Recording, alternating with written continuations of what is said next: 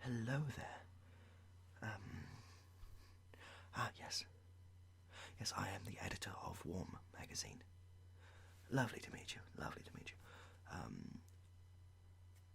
Sorry, who are you? Oh, yes, we spoke over email. You're going to discuss the story you emailed me about, have you? Wonderful. It's always great to see people coming in with such honest and truthful stories. It really makes me happy I signed up to be the editor here all those years ago now. Yes. Anyway, so speak to me a little bit about what's going on. I'm going to type, but just ignore all the typing, that is. Just don't try and slow down anything. I'll catch up. So, just start when you're ready. Let me stop you there. You know when you say your husband left you? When you said that, do you mean that he died, or that he left you for another woman? For another woman, yeah. We'll put that he died. In the manner in which he did die, was it?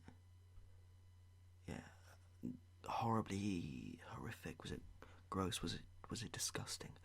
Was it something that, if we were to describe in great detail, would make readers throw up on the page and just leave them with an everlasting feeling of sadness and guilt? Or was it just like a, oh, he's dead thing? I know he didn't die, but if he did die, it would be the gross one, wouldn't it? No, yeah, it would. It's the gross one. He got hit by two trains at the same time. Sad stuff. It's very sad stuff. Okay. So, and after your husband died, what impact did that have on your family? You want it to be a really feel-good story about how you and your 3 children really just got on with it and were unfazed. You want it to be a merit to the idea of the father figure being, in some situations, not entirely necessary. Okay, no, I understand that. So what I'm going to write is that one of your children died of heartbreak. How many kids do you have? 3. We'll put 7. 4 of them died. Okay. I'm very sorry to hear about that.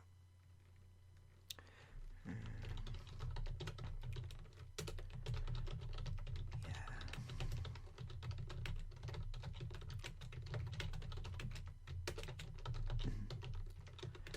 Now, how good are you at Photoshop?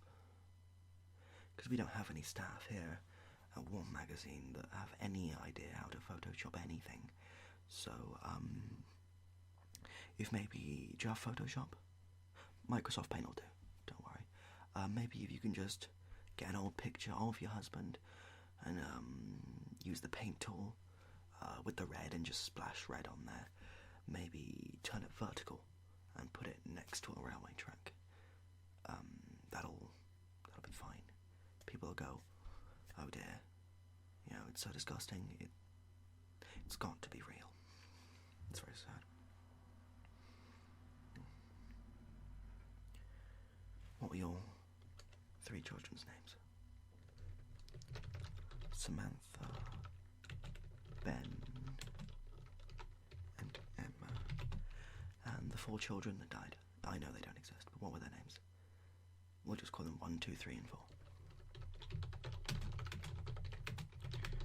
What was your relationship like with 3? I know this is a very hard question to answer because it didn't happen. But yeah, what was your relationship with 3 like? Was it good or was it bad? It was good. We'll put bad. What's your name, sorry? Okay. We'll say that you disliked. No, I can't put that. Resented is a better word. You resented 3. If anything, you wished death upon them.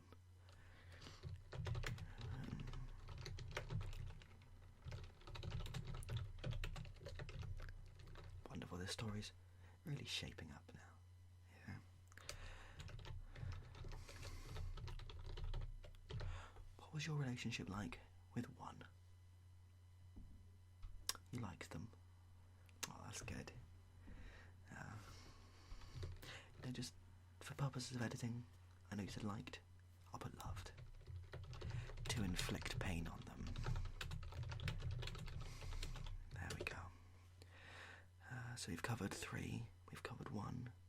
Now for the underdog. What about 2?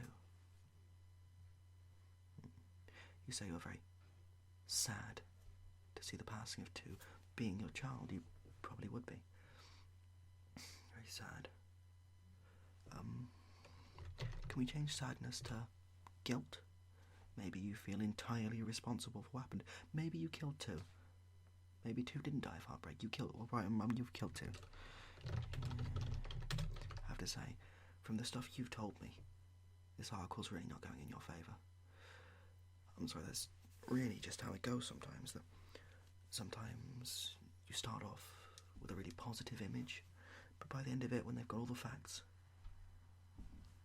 you just don't seem like a nice person. Not someone the audience can empathise or sympathise with. I'm sorry, it just sometimes goes that way. Yeah, no, it's a shame. It is a great shame. What's left? 4. 4 is left. This story really needs a twist right now, because it's a bit plain, it's a bit boring, it's a bit ordinary. It's a bit like every single other thing we publish ever. So, maybe a little twist. How would you feel about actually being your own daughter for? No? Well, but yeah. Yeah. So you are your own daughter. Now maybe can I get some quotes from you on what it feels like to be your own daughter? That's a good word. Confusing. Bemusing. You've already said confusing. Yeah. We'll put a pin in that story arc for now. But we'll remember it's there. You know. We'll come back to it at a later point. Have you seen your husband since he left? Yes, I know he's dead. But have you seen him? No, you're not. See, what some people do,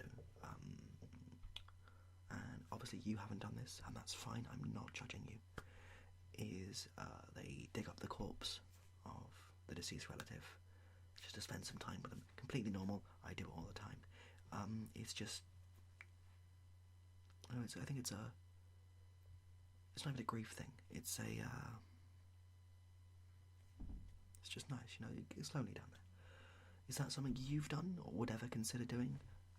Absolutely not. I know, it's not for everyone. I'll put that you do. The sickening behaviour went as far as to dig up her husband, whom she murdered. Oh, another angle we might go. I know you said the husband left, and you really wanted this to be about the strong single mother figure, and that's fine. We like that here in War Magazine. But maybe you're such a strong single mother, your identity is so strong, it shines through so much that you murdered him in cold blood. Perhaps one day he was... No, you're really not comfortable with that. That's fine. You know, there are some things, there are some lines we don't like to cross, you know. You didn't put that you murdered him, don't worry. Accidentally killed with a gun. Yeah, these things happen, you know. It's such a shame, really, when these things do happen. Absolutely. I know. How do you feel about the story in the shape that's in at the minute? I know it's a little different. It's been tweaked and turned a little bit, but that just really, it really helps to bring out the truth of the element. It brings out, what people really want to see about the story. There's your side of the story, which is the side of the story, and then there's our side of the story, which are the facts of what actually happened in real life. No, we only deal in facts and real stories here. We never embellish. No, we like to get it straight from your mouth onto the paper. So it's like you're speaking directly to the audience. Yeah. Is there anything else I can help you with? At all? No? Okay, lovely. We'll have that printed in next month's issue. Okay. Lovely. Thank you very much for coming in. Yes. No, the pleasure's all mine. Okay. Be seeing you. Goodbye.